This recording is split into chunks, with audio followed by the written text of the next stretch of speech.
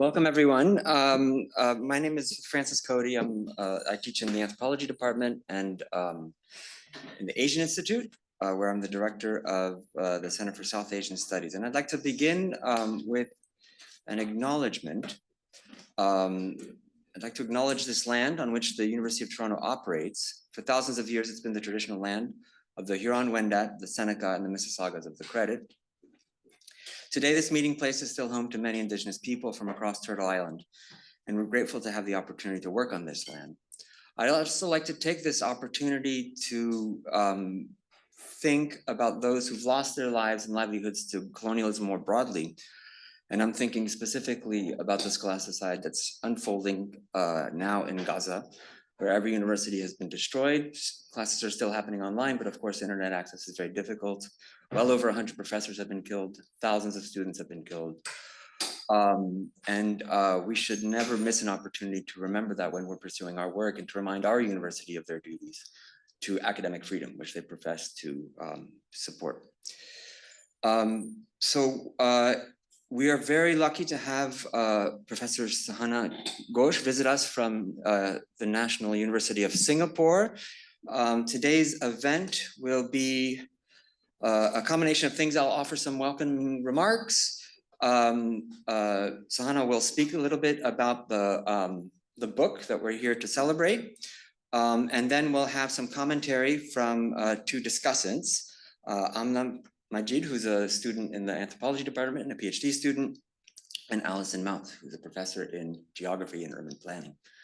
And then Sahana will respond a little bit, and then we'll open it up for a Q&A. So that's the format. So I'll just say a few words about the ethnography, because there's many articles you can read. There's American ethnologists, American anthropologists, all the big ones, comparative studies in South Asia, Africa and the Middle East, known as Sesame by some. And so you can see different facets of this research in article form, but it really comes together in a different way in the book, which you'll hear about quite a bit today. And I'd like to talk about the ethnography a little bit and then move on to just a couple of the theoretical themes that I think are important in the book to see if that would be something we'd want to talk about. It's an exemplary ethnography in both senses of the ethnographic. First, incredible fieldwork went into making this, clearly under very difficult circumstances. The specter of violence is always lurking in the background. It's a very classical ethnographic project in some senses that reminds me of some village studies of yore in some ways because of the focus on such a wide range of topics. We have kinship and marriage, we have political economy, we have labor and gender, all sort of big topics in anthropology are covered here. But if Clifford Geertz famously wrote in his piece on thick description that anthropologists don't study villages, they study in villages, arguably neither is the general case for generations after Geertz. Sahana insists on a key relation between the object and location of study. These are not separate, but these are two aspects of one methodology. The claim here is that 1,000 Tiny Cuts is equally a study from the borderlands and a study of the borderlands. The of part meant to hold up a mirror to the national and show its peculiarity and its limits. The from part is a means to understand how places exemplify what the book calls multiple unequal relations of value. And I'll talk a little bit about the question of value in a moment. So the first way this study is exemplary of ethnography has to do with fieldwork and method. The second is how the book is written. And it was when Googling Sahana's background that I learned that she has a master's degree in English literature, and that sort of makes sense when you read the book.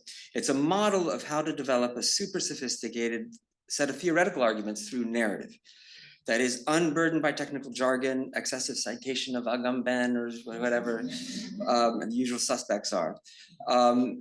It's a remarkable example of how to do this properly. So it's when I'll recommend to graduate students as they start thinking about how to write a dissertation and then thinking about what a book that's more public facing looks like. The 1,000 Tiny Cuts, those oftentimes small, mundane acts of bordering that the reader is brought to engage and experience and feel and think about in this book, bring vividly to light what Veena Das and Deborah Poole, now 20 years ago, conceptualized as those margins in the state, where subjects are taught the differences between membership and belonging. Whether it's a wedding interrupted by the police, a daily wage worker being stopped by border security forces on his way to work, how ganja plants are grown inside the courtyard in a home, or the longer term story of families who've lived unsettled lives in India, which would become East Pakistan, which would then become Bangladesh, and the multiple sets of papers people carry with them in desperate searches for the legibility that citizenship should assume, but often doesn't. Across all these instances, the statist imaginary is held up as a kind of strange view of the world. It's at once totally removed from people's experience and at the same time a defining feature of even the most intimate crevices of affective relations for folks who live within the force field of bordering. And that force field manifests itself in a lot of different locations that are tracked in the book, some of which are at the physical border, but many of which are somewhat far away.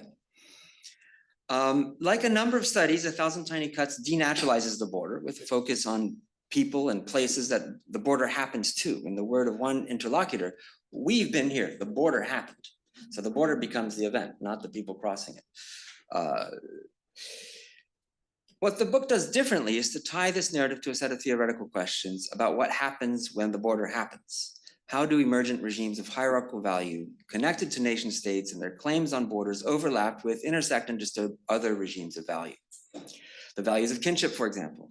Even when, as thinkers like Vina Das or Suad Joseph long ago noted that the nation draws heavily on tropes of kinship in search of affective bonds, or the economic value of certain crops like tobacco or ganja. And so this is something I'd love to talk about more. I'm not going to take up too much more time, but the question of value, the difference that makes a difference, to quote from Bateson, is incredibly generative in this book. A set of practices that are generative because they separate. And I think that's the interesting aspect of what's going on here. So women are entrusted to transport cough syrup across the border into Bangladesh because male BSF soldiers are not allowed to physically search them. The increased difficulty of crossing the border that is less and less porous also generates new value for other forms of cross-border work, both in terms of economy and the articulation of gender. For those young men willing to take risks in crossing it in order to conduct do nombari business, do nombari or second order being a term used for the illegal, illicit, or counterfeit. In Tamil, we would say duplicate.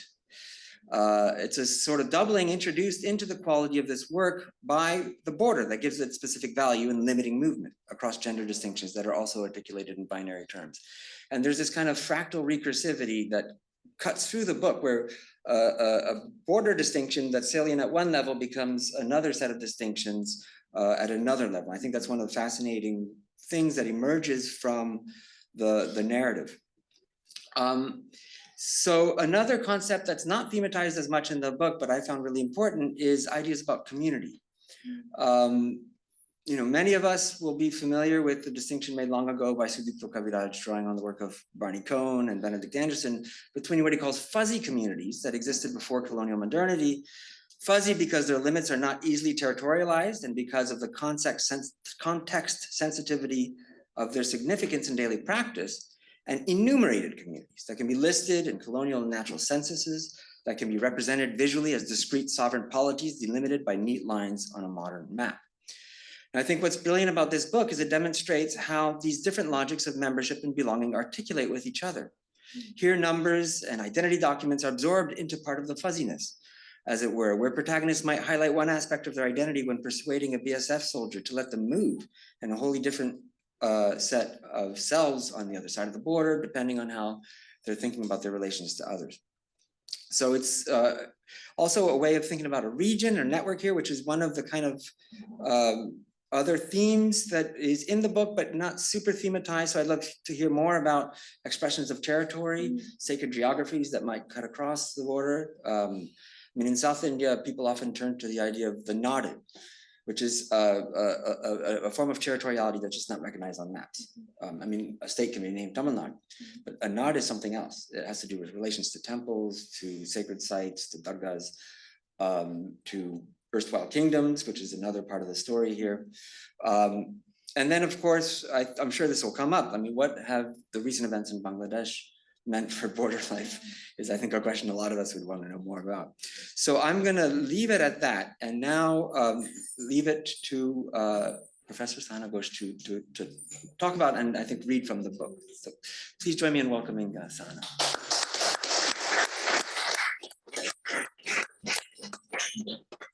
Thank you so much, Frank, for offering, for reading so closely, for thinking with, and for offering these remarks to start off the conversation. Huge thanks to Rachel for inviting me here and imagining this event. I'm still puzzled but delighted that this to have received the invitation and to be here, and to all of you for reading and taking the time to be here, and you guys for making it out from various parts of campus. And most importantly, big shout out to Arba. I don't know if she's in the room, but she's really done absolutely everything to get me here from halfway across the world. So big thanks to Arba.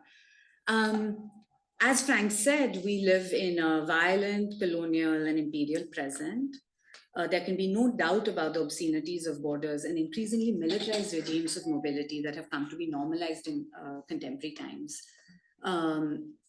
So I just want to say a few things about sort of why I wrote this book the way I did, some sort of ideas that shaped my thinking about the political stakes of an ethnographic story around bordering in South Asia, and then read a little bit, and then I'd love to hear what you guys have to say. So across the world, militarized borders and the plight of clandestine border crossers have come to dominate our imagination of what the violence of bordering looks like.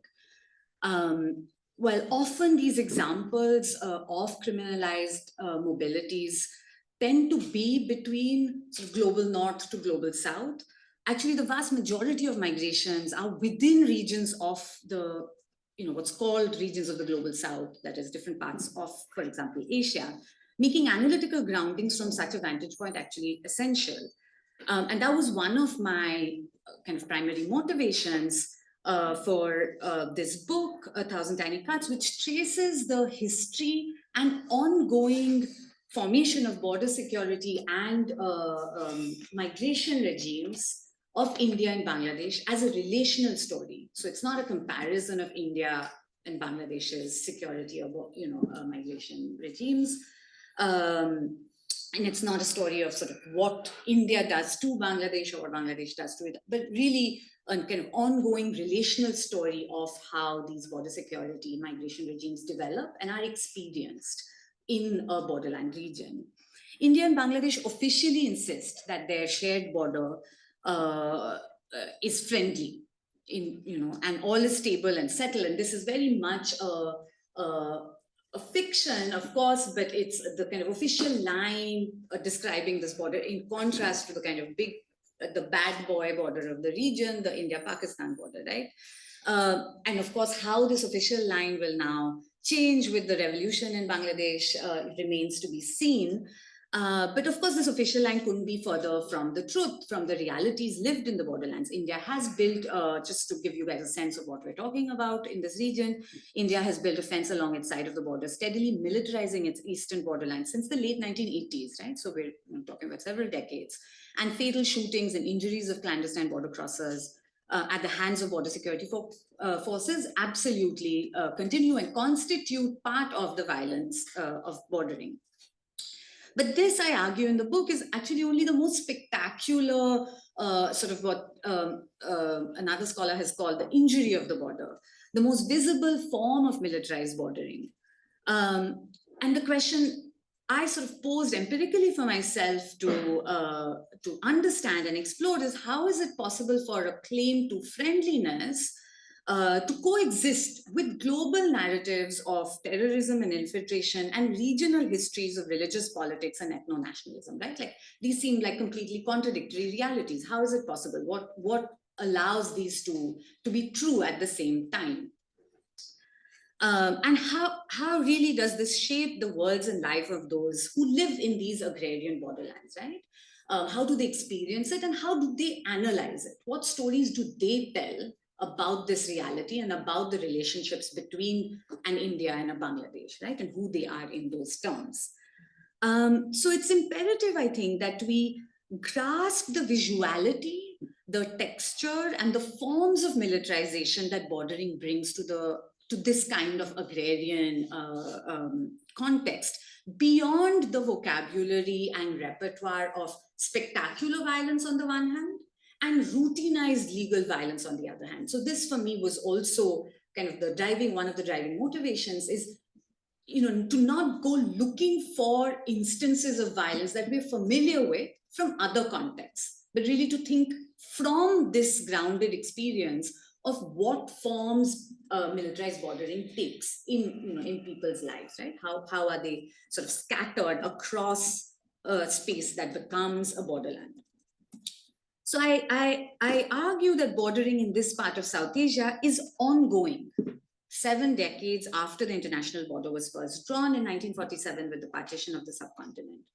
While the India-Bangladesh border certainly owes its political existence to partition, the force of the border in shaping the lives, lands, and relations of those who live adjacent to it, and formations of the national that Frank referred to, that depend on it, are anything but inevitable. They're not settled, they're not fully known, right? So this kind of innocent, self-explanatory adjective, the national, that attaches itself, right, to national territory, national identity, national economy, national belonging. This national is actually being made meaningful. What is the national is being produced and made meaningful in places like borderlands. I've learned over a decade of ethnographic research in northern Bengal, so this particular region where I've done my fieldwork and the book is really located in, is a region actually of, just to kind of situate you geographically, is a region of multiple borderlands. So think this region between in kind of eastern India, northern Bangladesh, Nepal and Bhutan are very close by, Tibet not too far away, right? So it's this region of northern Bengal that I suggest that we think of bordering as generating hierarchical relations of value. If we do so, we'll see that the prices, bordering causes the bordering devalues such that prices of agrarian land fall. Men and women become undesirable as brides and grooms in their respective national hinterland. Kinship relations, cousins become, distance grows between cousins who then become known as Indian or Bangladeshi, right? These kinds of differences. And social and physical geographies are disoriented by the spread of surveillance and security practices. The border is a risk and a resource. On days when the price, this is sort of one of the core insights I've learned over all these years. On the days when the price of crops was high and the price of meat was low, most farmers would describe this as the best of both worlds. And especially if both countries were winning cricket matches, which is very rare. But most of the time, neither the national domain of India or that of Bangladesh offers much in isolation. Rather, the border generates these hierarchical relations of value, series of devaluations that hold what is Indian and what is Bangladeshi, whether we're talking about land, crops, commodities, relations, identities, national identities.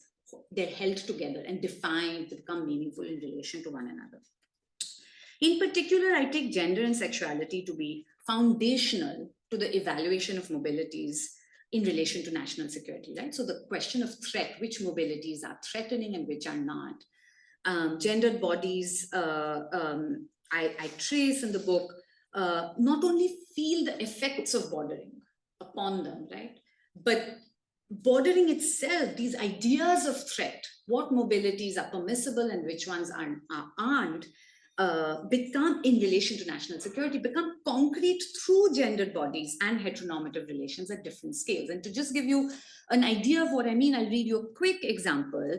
I'm going to take you very, very quickly to a high school in Lalmonihar district in northern Bangladesh, where in Bangladesh, the specter of a kind of covert war by India on Bangladesh by way of kind of swamping the country with drugs and thereby attacking its youth, right? So drug addiction is a very big issue, is a very big national issue in Bangladesh. And the source of a lot of these drugs, the substance of greatest abuse in Bangladesh is a cough syrup banned in Bangladesh, but available across the counter in India, right? So, there is this big national discourse around Indian drugs targeting Bangladeshi youth with addiction. And so as part of these, as part of a kind of national drive to reform, and in this kind of national discourse, national security discourse in Bangladesh, the borderlands are constituted as a particularly dangerous site, right? So they're the kind of weak, geographically weak space in the geo-body of the nation, which is from where these drugs are infiltrating, and borderland youth, young men in borderlands, are particularly these figures of great concern, great nationalist concern, because they're both vulnerable and the threat, right? So they're both vulnerable and criminal. They're both the addicts as well as the smugglers. And so a lot of these programs, a lot of this kind of policing is targeted specifically at young men. So this is a school where the police superintendent of this borderline district is reaching out to young, they're in high schools and colleges across these institutions. To a hall full of about 100 14 to 18-year-old schoolgirls, the superintendent describes a familiar type of social miscreant. In Bengali, the bokhate chele, or the wastrel, loosely translated, corrupted male youth. And I quote him, just sort of picture the scene in the room. The police superintendent says, he resembles a dog with heavy chains and bracelets around his neck and wrists. He has streaks of color in his spiky gelled hair, cigarette in his fingers or dangling out of the corner of his mouth as he stands leaning sideways, fashionably. That's the bokhate chele, standing around outside your school on your route back home trying to impress you. They usually take drugs. Often they have some drugs on them, selling them. As the girls giggled nervously, not used to such frank talk, the police officer continued bluntly. I usually beat them up when I catch them. After that, sending them to court only means that they will get out on bail or by giving money. So I shame them. Sometimes I even call their parents and shame them and their parents together. And so then he went on to boast about how his team instructed, to show no mercy towards corrupt young men like this in the borderlands, had, how many they had picked up and, how much drugs they had seized and so on. And then he kind of appealed to this gathered group of young women, girls and young women, to say that together, now I need you to help catch more of these bokhate chele. Together, we have to make them stand up straight. We have to do this for a better society, for our national security.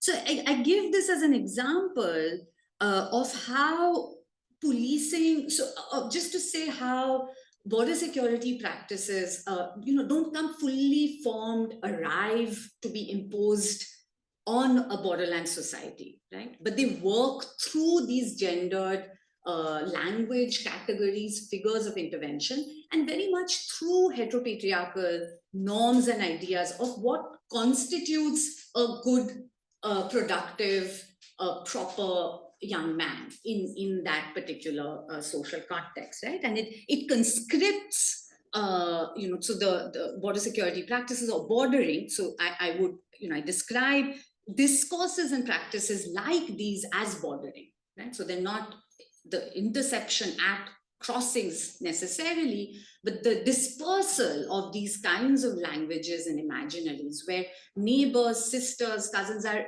called upon to see each other in terms of, in these kind of national security, gender national security discourses and terms.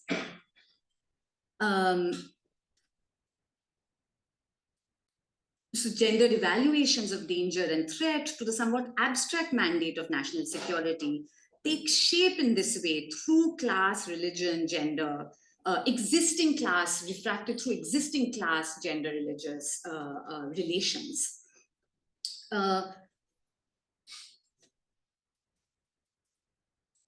This book tells the story of spaces being formed or deformed as borderlands, of peoples negotiating the cost of living in these borderlands that are increasingly reshaped through the militarized lens of national security. Images in the book tell stories about the multisensorial experience of its cuts and the very embodied experiences of mobility and immobility. They materialize in silences about transnational intimacies and families, the way in which daily wage workers ache in their bodies in bottles of shampoo, regimes of value in materialize in bottles of shampoo that are bought and sold. And in many ways, one of the goals with this book for me is to try and de-exceptionalize borderlands. As Frank said, this is very much a story of the borderlands, but it's equally an invitation to think about what a view from borderlands tells us about the nature of bordering, sustained in the nature of this kind of bordering sustained in our present. A story told from the borderlands shows most clearly how political economic questions of land, of labor, of livelihood are rooted through the lens of national security regimes in our contemporary world and naturalized as such. On walks, and as I did field work on both sides of the water, going in between, I was repeatedly and deeply struck by the shared, the nature of shared experiences.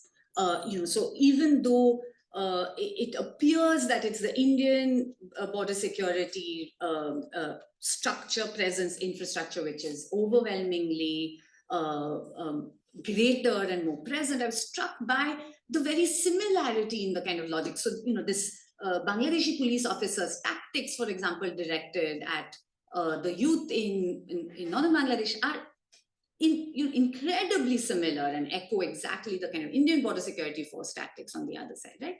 So I was deeply struck by the shared nature of experiences and structural conditions. On walks in Indian border villages, my companions pointed out concertina wire by the side of the road, for example, where goats used to graze. In Bangladeshi border villages, farmers, when I would point out to my friends and interlocutors these shared experiences, of the remaking of space, of relations, of experiences, they'd be very, I would find a reluctance or a difficulty in seeing that sharedness. In a particular instance, in a Bangladeshi border village, a farmer complained, farmers frequently complain about the glare of the Indian halogen lights at the border, which attract insects in the direction that it's facing, right, which is Bangladeshi border fields. So they frequently complain of insects that damage their crops and the fields on the other side. On a particular walk, I can never get this remark or observation out of my mind, which is on a particular walk, a farmer remarked that the glare of the light looks in one direction only, right, not in both ways. So even when they share similar structural disadvantages, residents separated by these kinds of material and more, less visible, some often more felt distinctions and hierarchies that kind of disable or foreclose making common cause. So national frames come in between, fracturing possible transnational solidarities. And that is perhaps one of the deepest cuts of bordering. And I'll stop there. Look forward to a conversation and hearing from the two of you. Thank you. All right, thank you.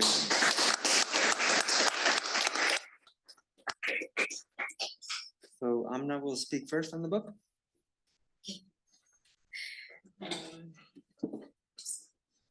Are we using this or okay? And sorry everyone for being late. I had 3 back-to-back tutorials and then I went to the wrong monk school. And I just came to this one. That's where we all have the talks. But yeah, hi, I'm Amna. I'm a 3rd-year PhD student here in the Department of Anthropology. And this is such a privilege. I was so surprised. I was like, why have they put me on the panel? But it is just, I'm very, very glad to be here. And I have something I've written, a bit of a response, some questions that I would like to pose. And we did read this book back in the last semester with Frank in our course on South Asia. And it's how we ended the course, sort of. And little did we know that things would change so quickly after we had read it. So this is a very sort of opportune moment to be reading it. I'll be reading from where I stand at the moment. I'm a 3rd-year student writing a proposal, so this is going to sound a bit like that. So as early career graduate students of anthropology, one of the pressing things we grapple with is the question of how relevant our research is to geographies and communities a bit far away and removed from our immediate ethnographic fields. We must contend with questions such as what broader concept does this speak to? Is this a story just about South Asia? Or, which is a crowd favorite, how does this tell us something about being human? One must always locate their work in a complicated push and pull between something universal and some things in the plural that are more particular. Many times these attempts lead us to the path of finding slightly removed, sort of altered cousins of events and concepts that had taken place elsewhere, usually in Europe. And so we're always running the risk of finding real-time, real-life stories that confirm theories written somewhere else. Of course, we know the depth of these risks and are determinedly trained by our professors to avoid and shirk them away. But this avoidance is a work of rigor and deep rumination. It doesn't come easily, at least not to me. So we know that we can't step in the same river twice, but how do we know what was different the second time we stepped in? The joy for one such student of anthropology in reading 1,000 Tiny Cuts is about moving closer to understanding these tussles and negotiations. Nation states, borders, passports, the gifts of modernity are not merely dressed and airbrushed differently across the globe. So anyone who's taken a bus from Berlin to Amsterdam, traveling through friendly borders of the European Union, knows political friendship very differently in the way that we get to know from this book, even if it's a paradoxical friendship. Similarly, those of us, myself included, who are unfortunately and painfully familiar with what it means to live with partitioning as an everyday reality, as a prolonged partition and not just a big event back in 47, will feel this intimacy very differently at Madhupur, Kotalbari, very differently in erstwhile twin cities of Lahore and Amritsar. So partition is an everyday reality, but very different across. So arbitrary lines drawn by Cyril, we now know, have markedly different concrete realities. In that sense, this is truly not a story one can tell elsewhere, and yet it changes what we know about bordering, what bordering means after partitioning, and what does it mean to live as neighbors when your paternal states live as friends. So some thoughts that I'm just going to pick up on and that we can discuss maybe, and the first thing that I was wondering about is the question of spatial infinity of the border, if I can call it that. So just as the temporalities of the partition are not fixed, right? The partition is something you live with every day. The spatialities of the border we know from the book, they are not still.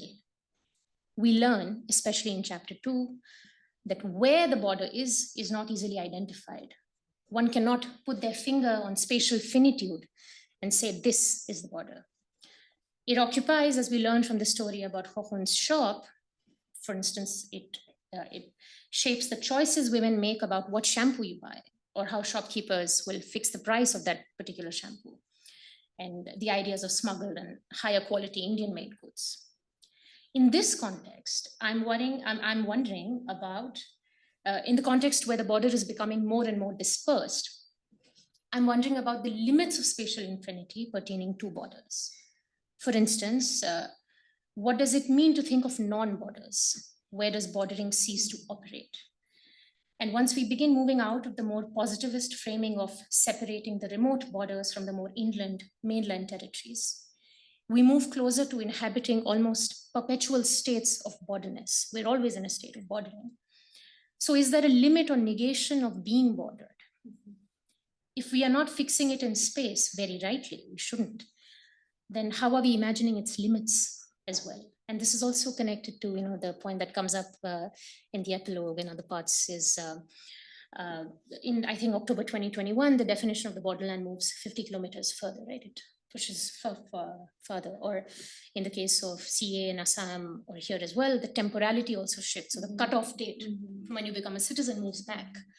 So temporalities or spatialities seem to be shifting, but they also seem to be becoming more and more consuming. So in that sense, that's infinity, everything. It's eating up everything, but then are there limits to that? Can we think about that? And I want to mark this with the kind of memory from 13 years ago. I had a political science teacher in school who had told us that, this is how you identify, this is back in Delhi in a very elite school of Hindu upper caste students. And she told us how to identify a Bengali maid from a Bangladeshi maid.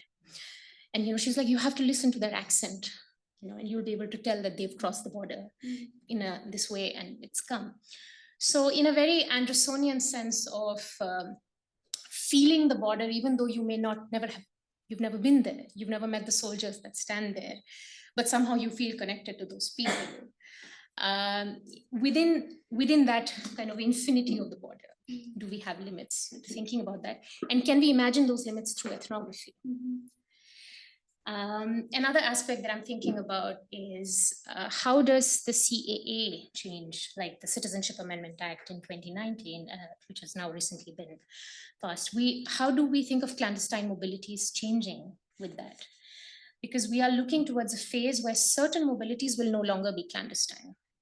And I guess the question for you, I'm wondering, correct me if I'm wrong, it wouldn't be so much about how this changes the friendship between India and Bangladesh, but how it changes skin and relationships of friendships in the borderland, particularly between, say, Hindu and Rajbangshi residents. So you bring out in chapter 2 about the relationship between the Radhadi and Mishti Budi, the instance of human being. So how does the figure of the do numberi change with the CAA? Are there newer ethnographic questions that are coming to mind for you when that happens? And surely not all these now unclandestine mobilities will be transgressive. If we imagine that the violence of partitioning can be undone by making certain returns and repatriations, that is surely not happening. So people might cross the border, but it will not be an act of transgression against the violence of both nation states. In the sense that, how would the claim of being eligible for Indian citizenship for certain residents in the borderland and not for others, so not for Muslim residents, for instance, change these interpersonal relationships among them? Because now some of them, when they travel, that won't be clandestine anymore. And I'm also thinking of Sheikh Hasina flying to Delhi. You know, that was one clandestine mobility. You know, that was very clandestine. So, and I have like 2 more points. This one is very small. I was wondering, because we have chapters on kin relations and intimacy, what would it be like to do an ethnography of friendship as such in the borderlands? We know about kin relations, we know about marriage, we know about like agrarian trade, but what would it mean to study friendship as such, like an ethnography of friendship, or under the garb of paradoxical friendship?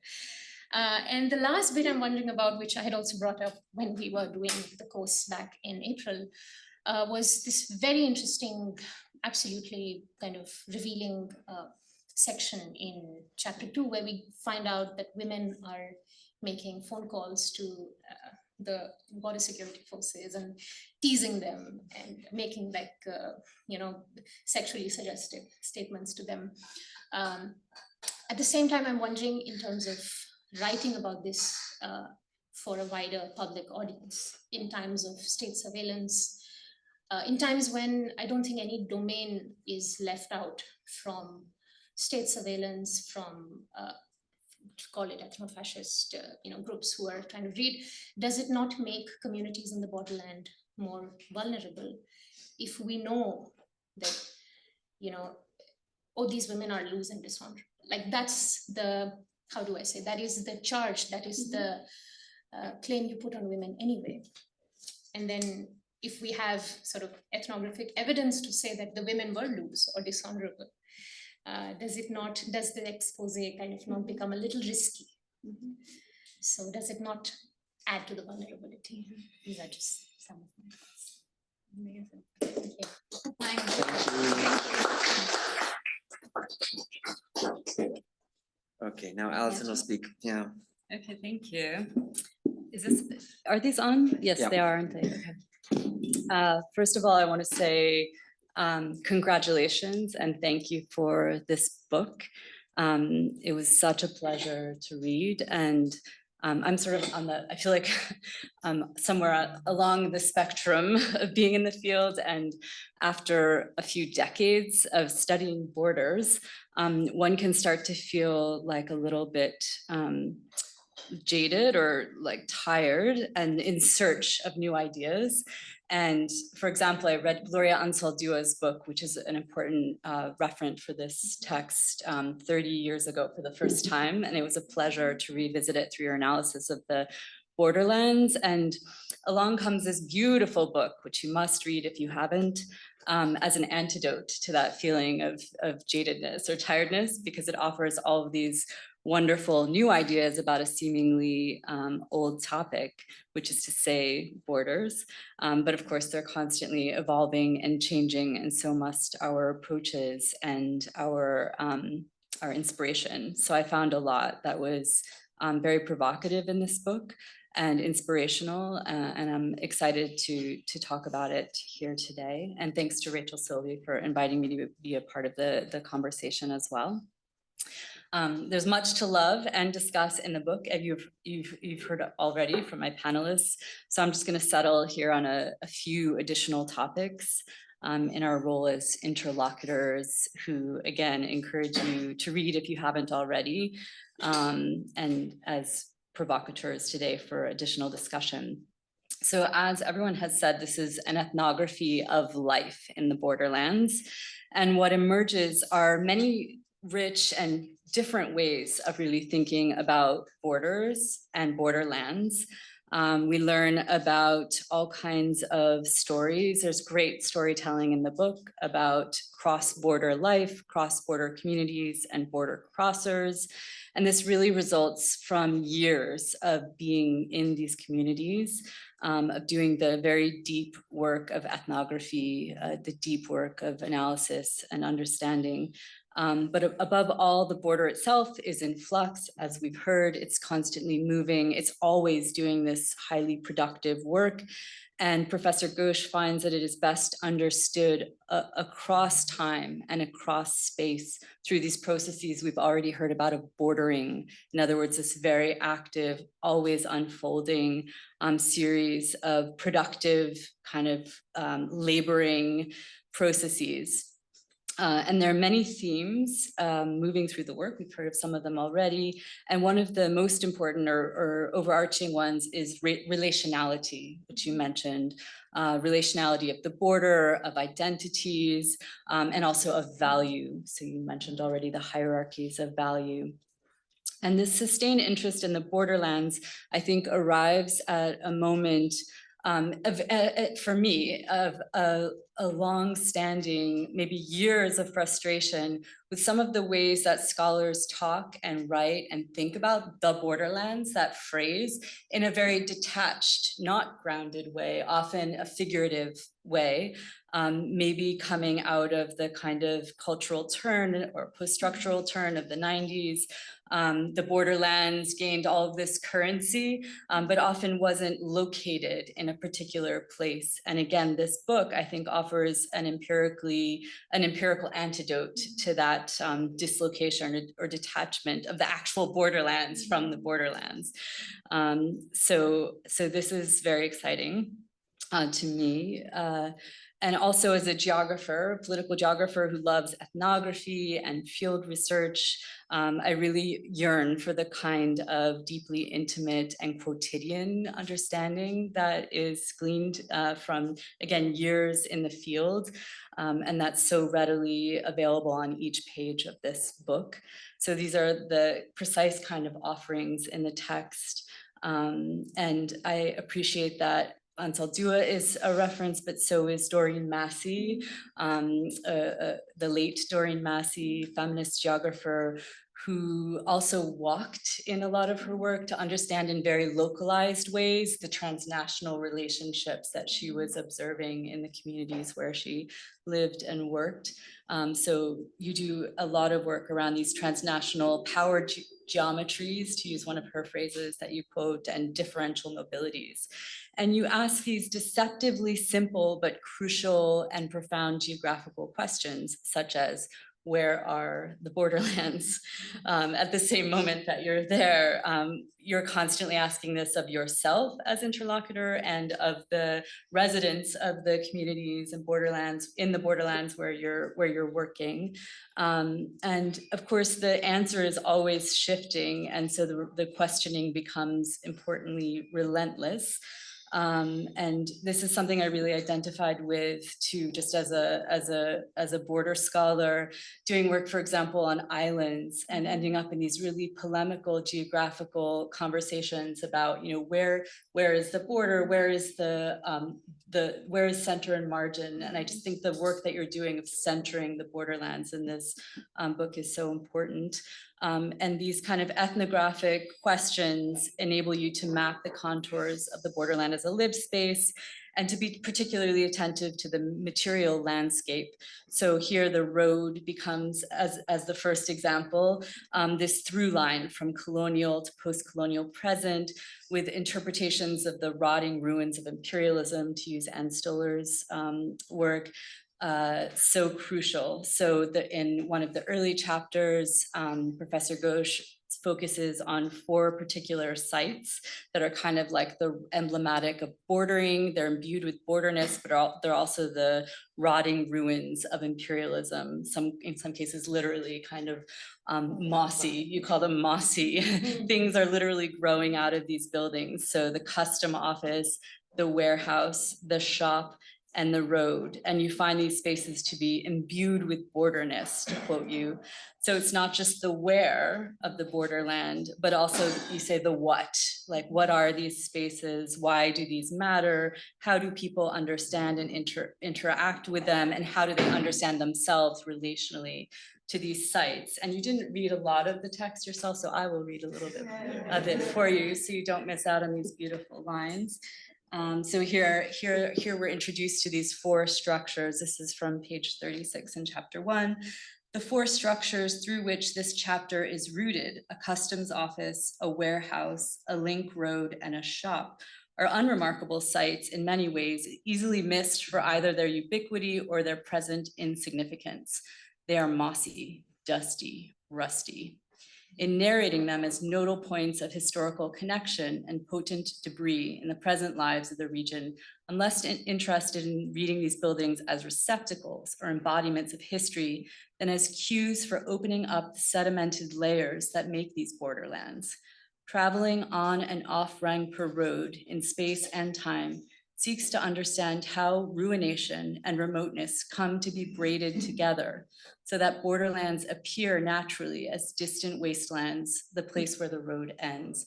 And that's such an example of like the beautiful writing that you mentioned that is evident and just makes the book such a pleasure to read, but also draws me in as the geographer and ethnographer. I was also really excited about the methods that you used and the ways that you write about the methods. And I was happy to hear that you're talking tomorrow as a little plug for the anthropology department about your methods. Yes, ethnography, but the conversation becomes more nuanced, more sophisticated as the book goes on, because in fact, the methods themselves function to organize the material in the book and the chapters. So for example, my favorite is chapter 2, which is the method of walking. So here you talk about mobile ethnography as a transnational feminist method, walking as the method and organizing theme. And in this chapter, you walk with people, people are walking across borders, walking past checkpoints, walking along homes that were displaced by borders and bordering and then newly constituted. Walking involves encounters with people who are waiting, loitering, stopped, in conflict. Walking enables counter mapping of gendered geographies and the connections between identity, community, placemaking, and spatial forms of control that we might not otherwise encounter if we didn't slow down and walk through the space in this particular way. So walking does work itself. It prompts questions like whose bodies are being scrutinized and in what ways, who and what is hidden from view, and how are encounters gendered and sexualized. The book sits really at the, I think, fertile and lovely intersection between geography and anthropology actually made me wish I was teaching right now in the classroom, and I look forward to eventually teaching the book. You mentioned too, Frank, that you would recommend it to students because it's such a great example of, yes, deep ethnographic research, of sophisticated writing with that work, but also of how these methods inform so much of the analysis and also directly inform writing strategies. So there's this attentiveness to the material landscape and also movement and interactions of bodies that enable rich insights into the spatial work of bordering, to understand how identities are formed in relation to these material landscapes of power, for example.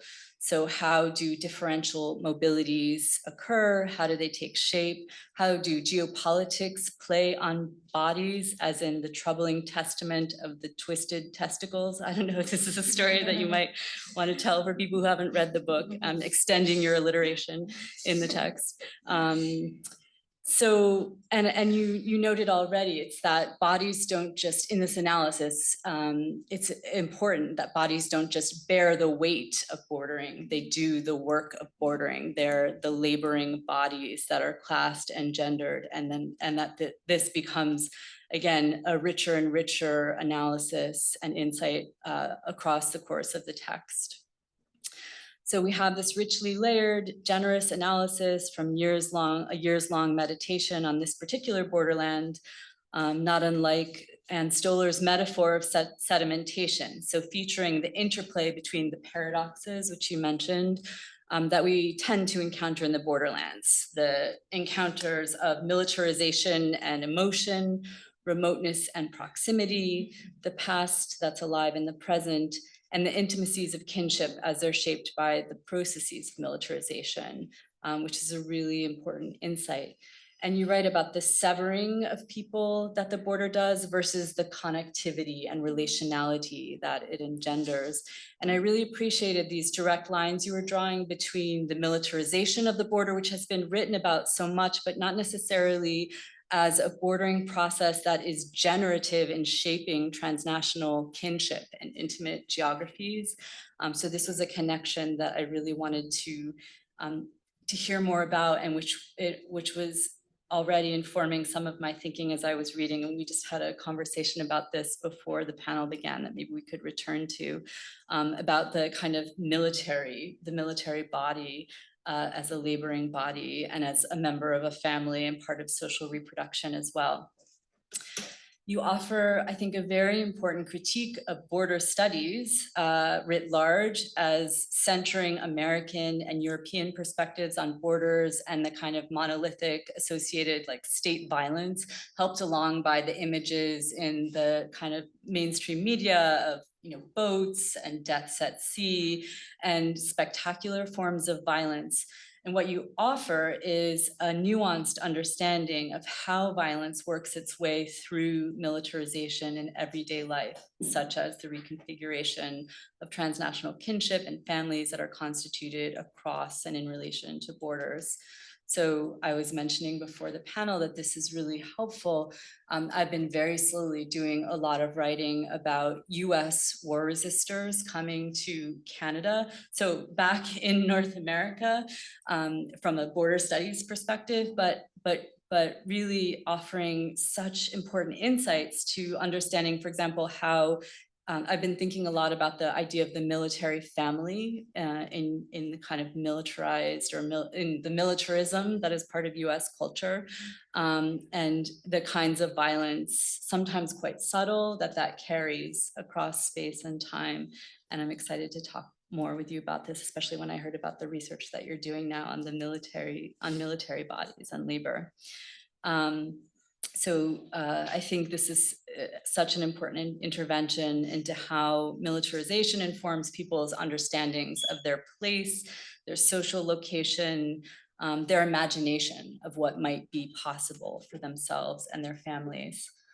And sometimes I also encountered this interesting resonance in some of the ethnographic tales that you tell about people's proximity to the borderlands and borders, and our location here in close proximity to the border here in Canada.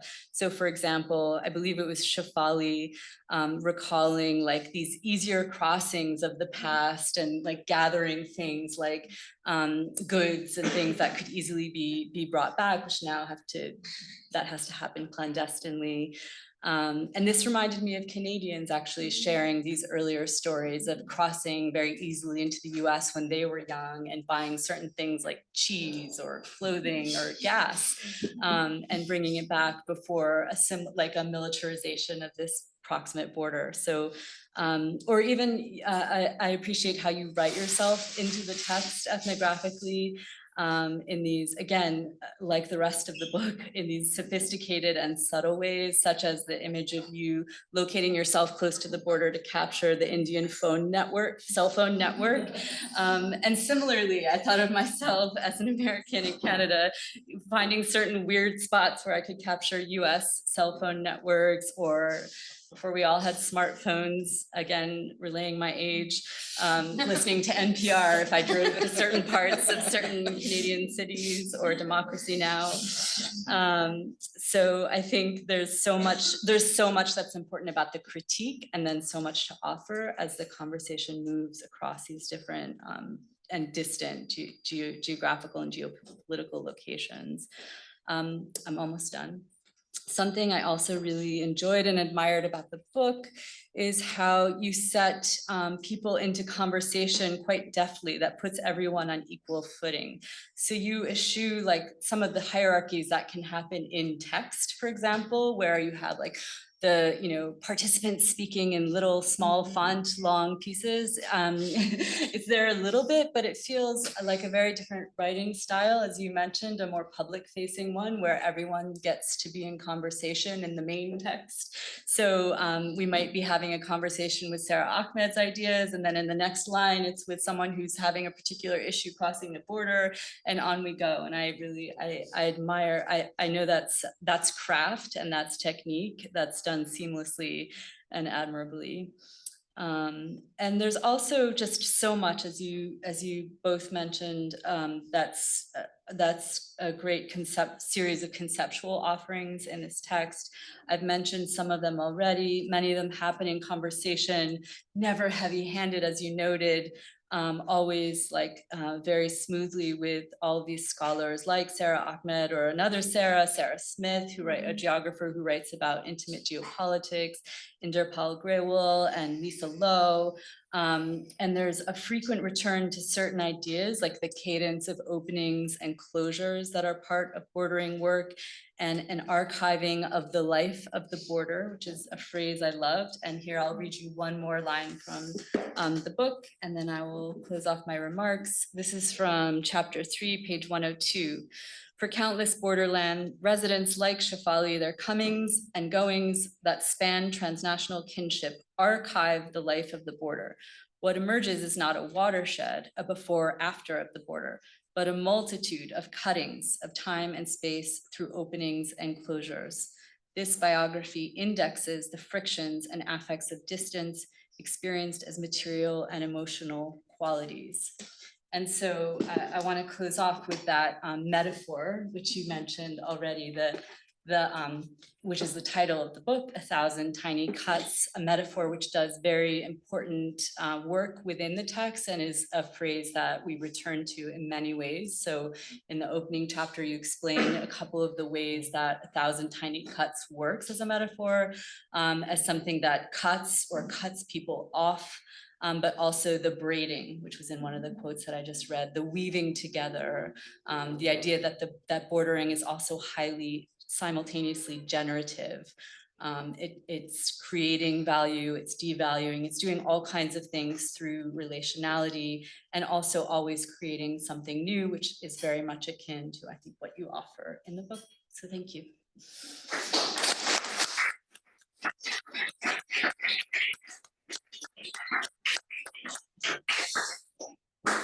Thank you so much. Now we'll give Sahana a chance to respond to. Yeah, what's thank on you. the I'm table. really blown away. This is it's such a treat to hear you all. This could go on for a while, but we have to quickly get through this part so we can get to the reception as well. There's so much you guys have put out there. Maybe I'll respond to a few things and then we can open up and take questions and have more of a conversation. Some things I loved also, and I really appreciate the effort and thought and care you guys have put into framing and writing out these comments. Really huge thanks. I'm so honored and touched. I think a few things that you guys commented on. I'll start by Amna, your question about, I think all three of you have touched on the question of space, Frank in the way of region, territoriality. Amna, you asked about, is there a spatial finity to this kind of bordering?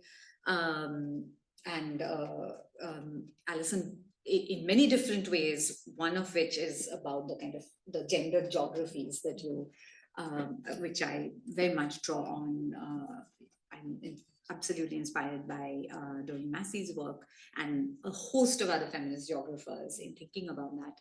So I'll say a little bit about space and bordering. Is this, so Anna, your question really revived trauma from grad school, which is, there's always a tiresome question of, is this, is this particular or, at least these days, it is, I suppose, politically incorrect to ask us if it's universal, so we're not. Yeah. We don't do that. But is it particular or does it, what is particular about it and what is not? So I also agonized over this question long and hard, and the spatiality of this question of bordering was one of the questions I agonized over a lot, right? So, and it relates to, and one of the ways in which that really helped clarify my understanding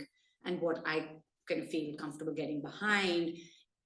You brought up really nicely, Alison, which is that there has been a tendency in kind of border and borderland studies to take borderlands to be a metaphor and kind of not have a spatial referent, right? I hate that. I really disagree with that. I'll just be honest, I'll come out and say it. So I do think there is a spatial affinity and location to the story I'm telling, the analysis I make, and the argument I make that is particular to borderlands as a space, right? That's alongside that, I think some of these questions, so I think how bordering plays out is a question we can ask in a lot of other spaces that are not borderlands, right? I think they play out in particular ways, right? So, and ethnographically, we would study them or we would locate them in a particular kind of way in borderlands. Now, even what borderlands are or where they are, I think is and should be a question of empirical study. And I was really, as they all noted, I was really pushed to think about this very early on because, people would tell me all the time, oh, you want to study borderlands, but why are you here? Go there where, you can see the road in Bangladesh, or you can, on the Bangladeshi side where you can, see the tower, or you can feel, you can get the network, or, people would send me to all kinds of different places, and there was, there was no consensus on where this borderland was, right? People thought they were in all where it began and ended, when you entered, when you exited, everybody had a different opinion on it, right? So that's kind of what got me thinking about, clearly there's something going on here, right? It's not something, the state defines it in a particular way, but there's something much more interesting and at stake, right? There's some political work going on in terms of debating where it begins, where it ends, what is, and so the where we can't think of the what it is without thinking about where it is, right? So that's being continuously produced. And that is a very border, that's a very space-specific question, phenomenon, I think. So that aspect of it is specific to the phenomenon of borderlands. Alongside bordering, what you said about this kind of trying to establish the distinction between an Indian and a Bangladeshi woman in Delhi. So bordering practices of that kind happen in language, in body, in appearance, in speech, in relation all the time, and they're dispersed, right? They take particular shape, form, concentration, saturation in borderlands, but they are dispersed in many, many other sites, of course, as well, right? Including ones that folks from borderlands feel and experience when they're away, right? So when they've migrated, especially young men, when they migrate away from borderlands, whether in India or in Bangladesh, they know that they're not safe anywhere, right? They're going to be asked about who they are, where they're from, and suspected, regardless of what documents they produce, whether they're in Delhi, Dhaka, or the buses, trains in between, right? So they experience those bordering practices. They're not safe. They're not away from it. They're not, tied to the borderlands, but they experience them differently in different places. And of course, the tremendous injustice and inequity is that these bordering practices interplay different bodies differently, right? And it's, gender, religion, caste, class, identities intersect to really produce those kinds of differences. So I just wanted to kind of note that, and the kind of bordering that produces borderlands, Frank, I think is something I wanted to again be careful about, which is that this is absolutely, there's a sense of region, and so that's in a way why I was drawn to North Bengal as a region to begin with.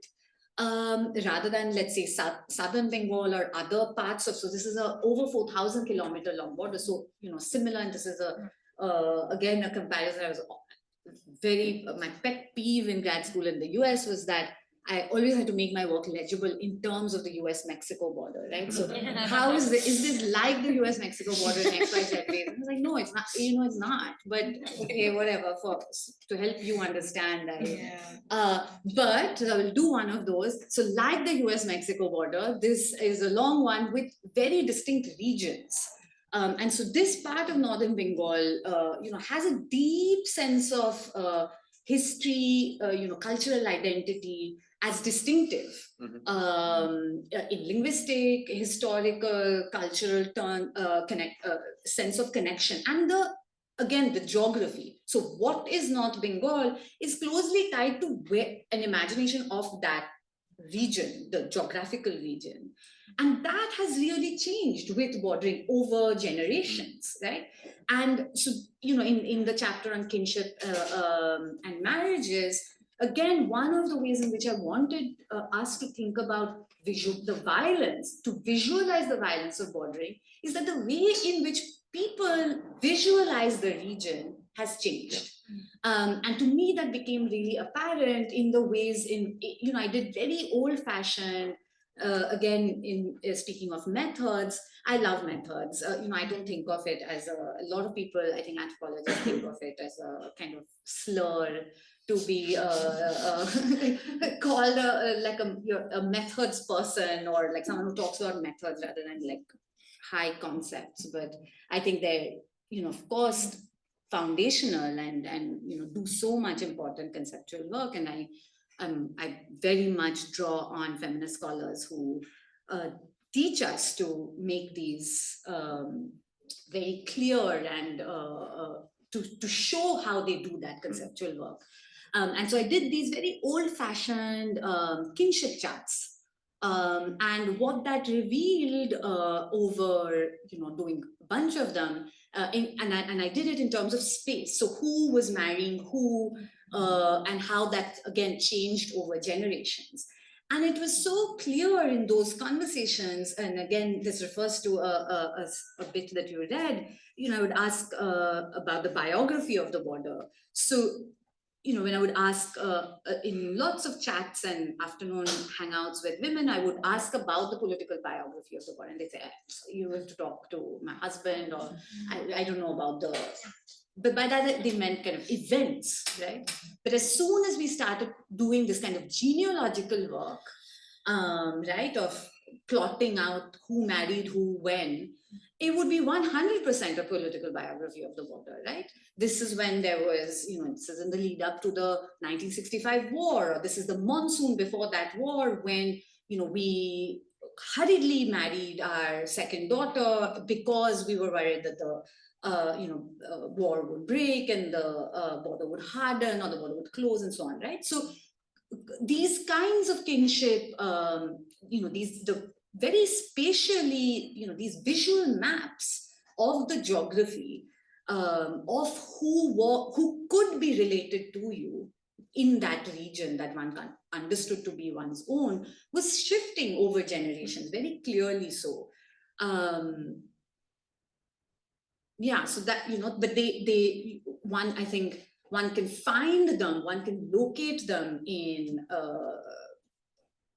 unexpected to some, very expected to, I think, feminist scholars, that kinship political economies reveal so much. But those are also sites of these kinds of political biographies.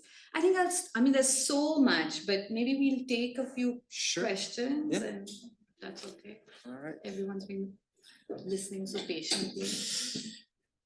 So we have half an hour or 20 minutes, I guess, because we have to end 10 minutes early. Okay, 20 minutes. Questions? Yes. Thank you very much.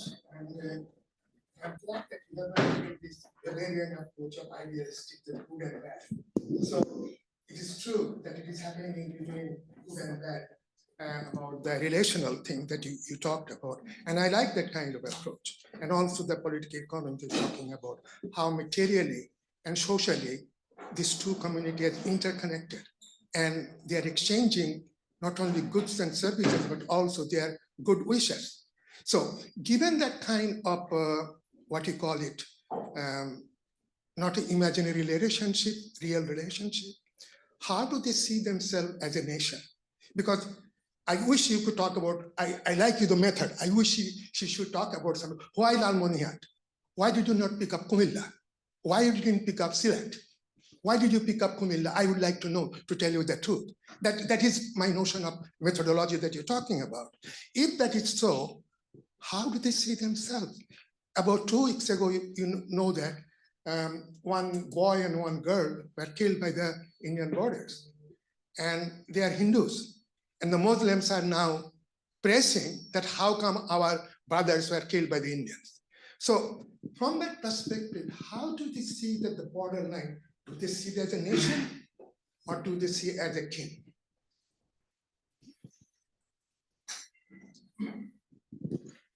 Thank you. That's it's a very complicated question, which I think is at the heart of the book, really.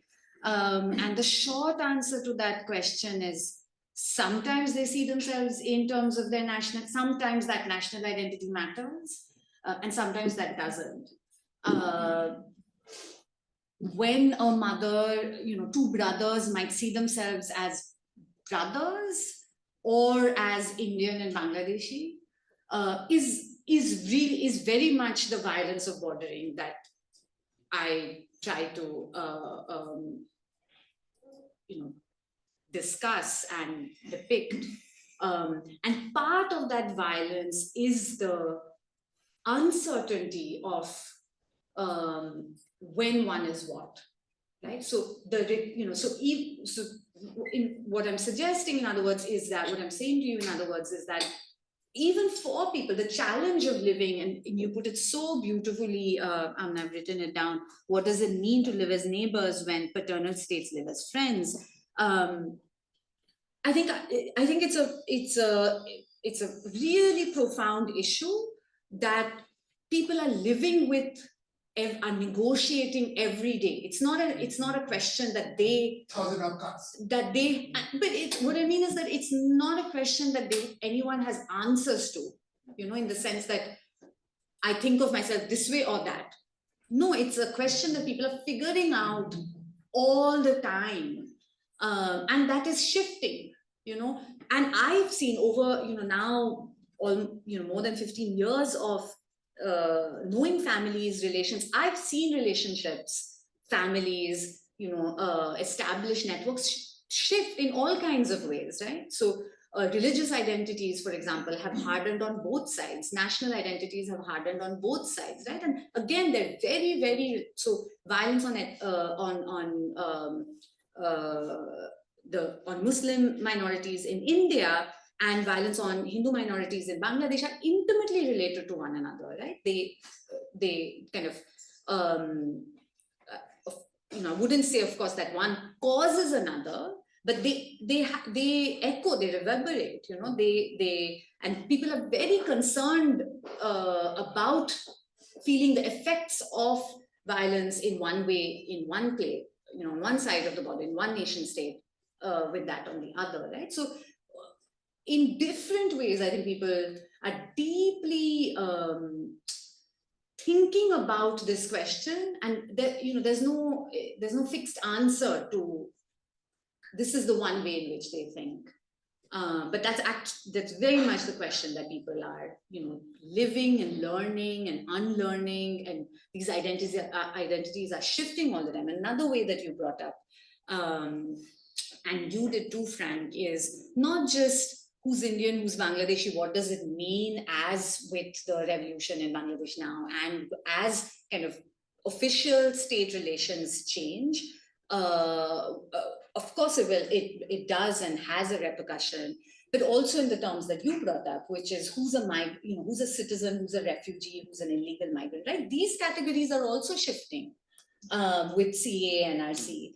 And the truth is that they have always been shifting in the borderlands. So the CA and NRC, is new in the big political landscape of India and in Bangladesh in a certain kind of way, but it's not new at all in the borderlands, right? They've been negotiating this for now, 3 generations, and within the same family, and that's in the last chapter on family histories of migration in the book, I document exactly this in a way, which is the same family over generations can have experienced being Indian, Pakistani, Bangladeshi, right? So there's a younger generation that has been born after, let's say in the 80s, who have never known India, Pakistan, have always been Bangladeshi and are, very comfortable in that identity in a way that their grandparent has been Indian, Pakistani, and Bangladeshi with different kinds and shifting attachments to those identities, right? So it doesn't, it's not to say that if they've been born Indian, they feel the same kind of attachment or relationship. Through changing political events, wars, displacement, their attachments to that identity and others have also shifted, right? So, those kinds of relational identities are constantly in flux. And I think we really learn that, see that in sharp display in Borderlands.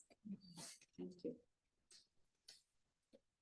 My question pertains to your experience as an ethnographer. One's about your position as a woman and also your national identity. So what were some of the challenges you faced as a woman in the field?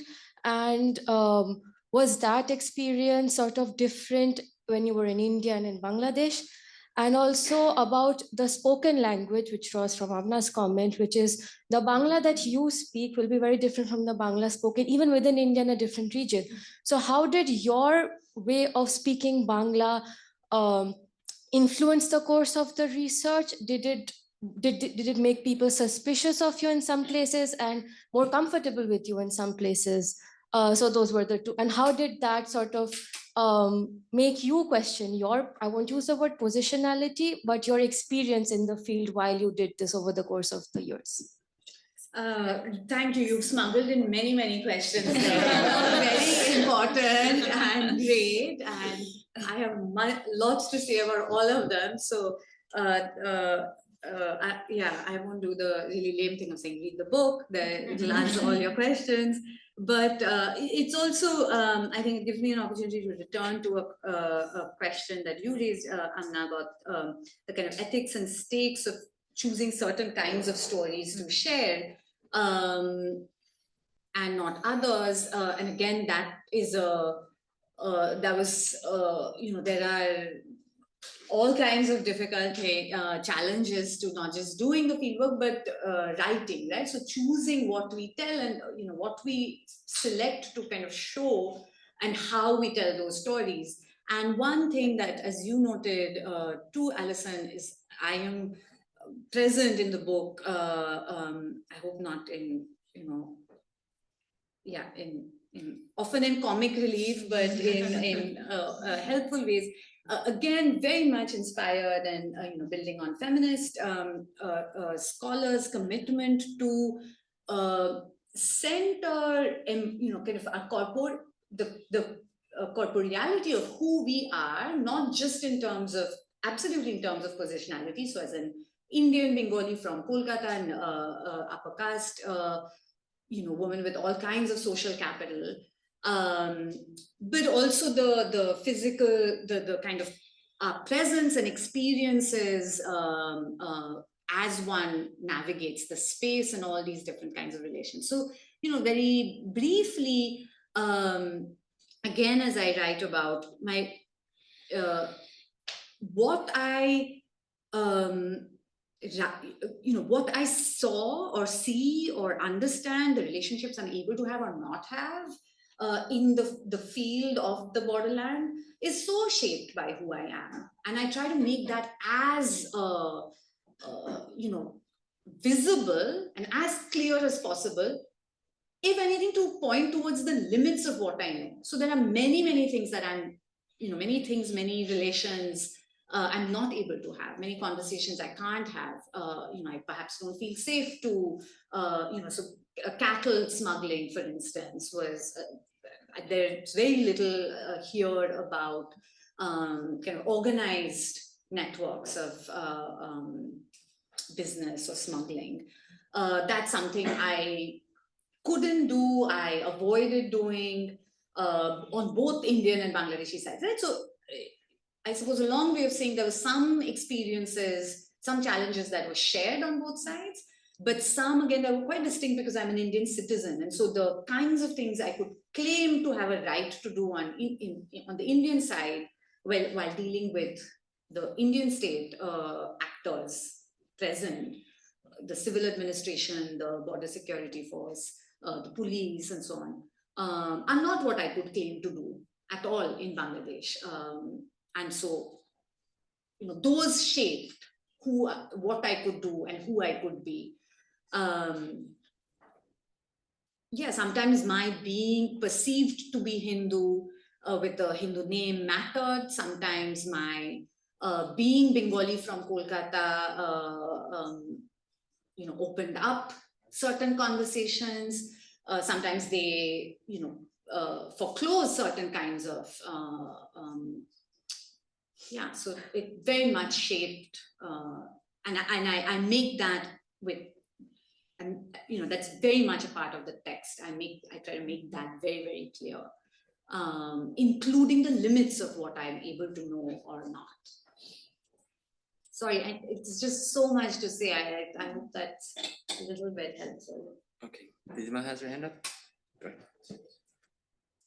So, go for it, and then let me know. Yeah, so I have a few questions, which I'm sure will all be answered once I read the book, but I'll just ask one very specific one right now about a scene that you set up for us from the book, where you are telling people across both sides about the shared experiences and shared structural configurations, but there is this reluctance to embrace that sharedness. So I just wanted to ask, how do you read that reluctance apart from what seems to be obvious in terms of this espousal of difference, or we are we and they are they, but is there more to that reluctance? So how do you read it? And if you were to zoom out a little bit, how do you also read your own ethnographic and beyond persona of sort of not insisting on, but sort of finding it imperative to talk about this sharedness? So what is the reluctance, and what is your own sort of ethnographic imperative on speaking of that sharedness really doing here, and how do we think with that?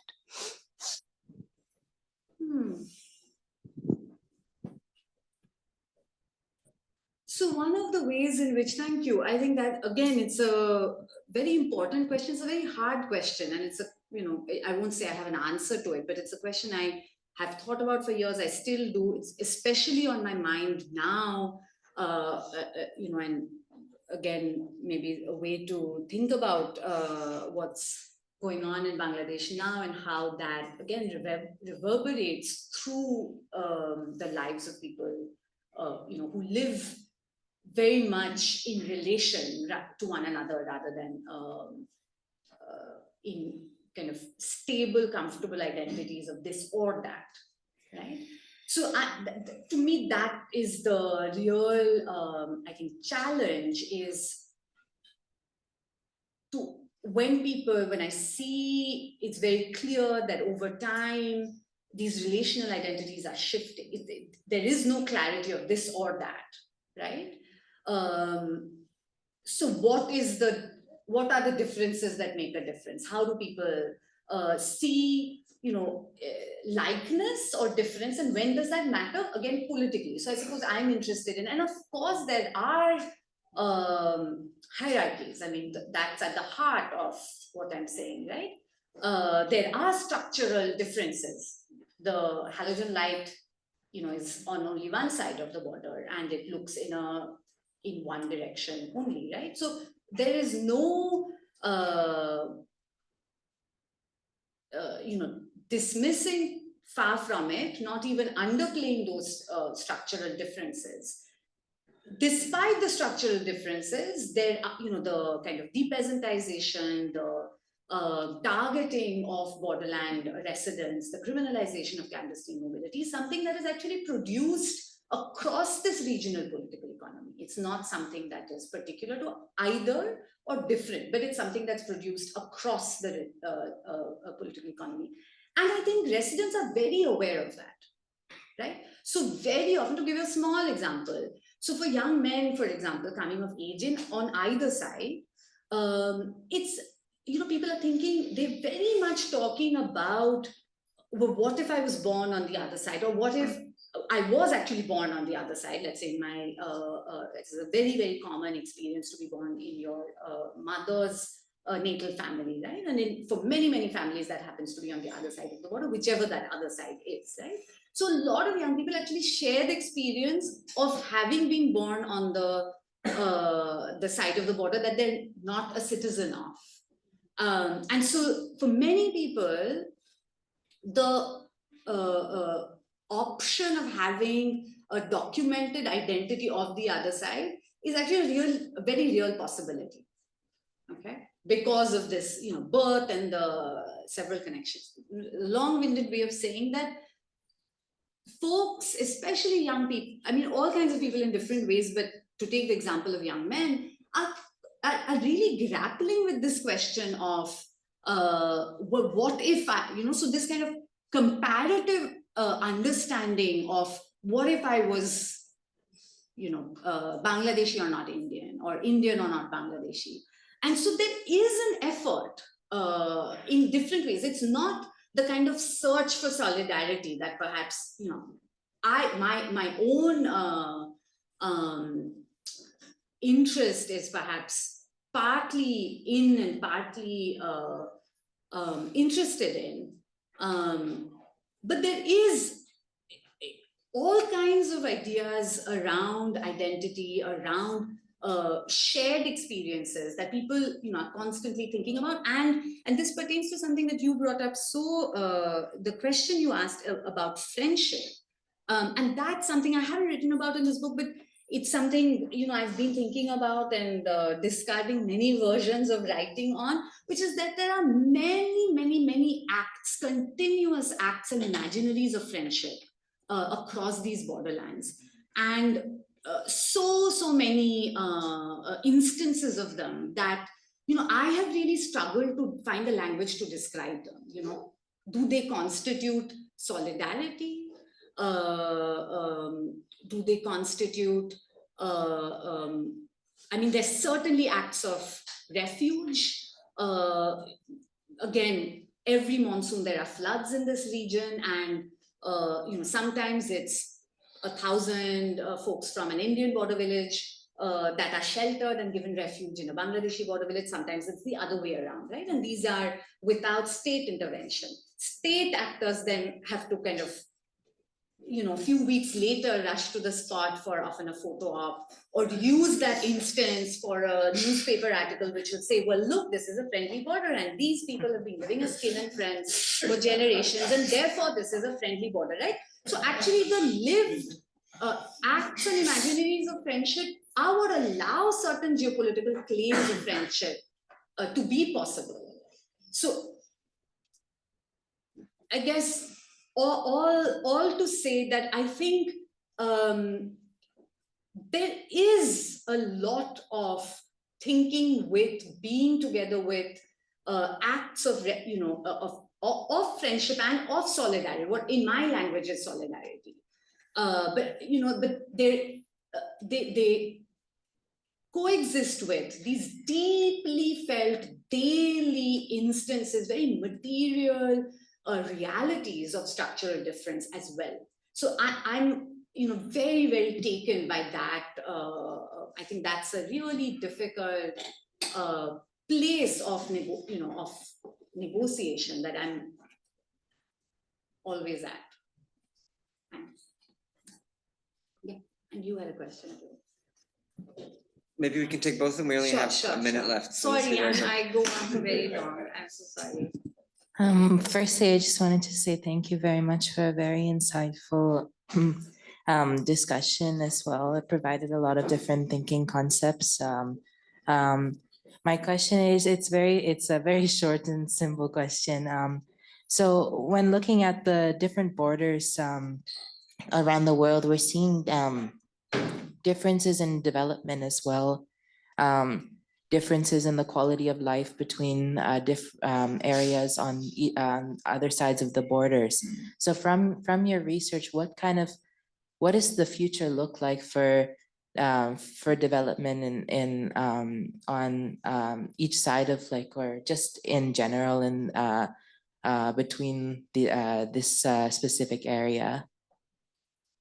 Okay, and we'll take the other question in one go. Go ahead. My question was more related to what's happening in Bangladesh recently. And there's been like this increased fervor of national identity because of what's been happening, and the feeling of otherness, like India's influence in Bangladeshi politics. And how does that affect the spatiality of the border? I think that remains to be seen. I think this to directly think about your question. I think the very deeply felt anger and resentment and bitterness towards India, the border regime, the border security regime has of course been central to that, but that is one of many things, the water sharing, the inequities of trade, of Indian goods flooding Bangladeshi market, in so many different ways, right? The deeply felt inequity has been present for a long time. I think it inflects people's lives in the borderlands in a different way. And I don't necessarily see that present in the Bangladeshi nationalist discourse, imagination, language. Another thing that both India and Bangladesh share is a very kind of capital-centered vision imaginary language discourse that is nationalist, right? In neither of these worlds do borderlands feature as a peopled place. You know, they are sites of violence, they are sites of, the only way they feature in either place is through crime, through violence, through kind of geopolitical language of weakness, these very gendered discourses of having to recuperate kind of masculine macho image in relation to the other, right? So they're actually remarkably similar in the way in which the border and the borderlands feature. And so, I don't know to what extent in future. My hope is that the kind of borderlands become more of a real peopled place where, again, people have been living here and dealing with these kinds of not just kind of geopolitical relations, but these mainstream social. And so that's also, so for example, to just go back to the example I read out a little bit of the police superintendent in this district school,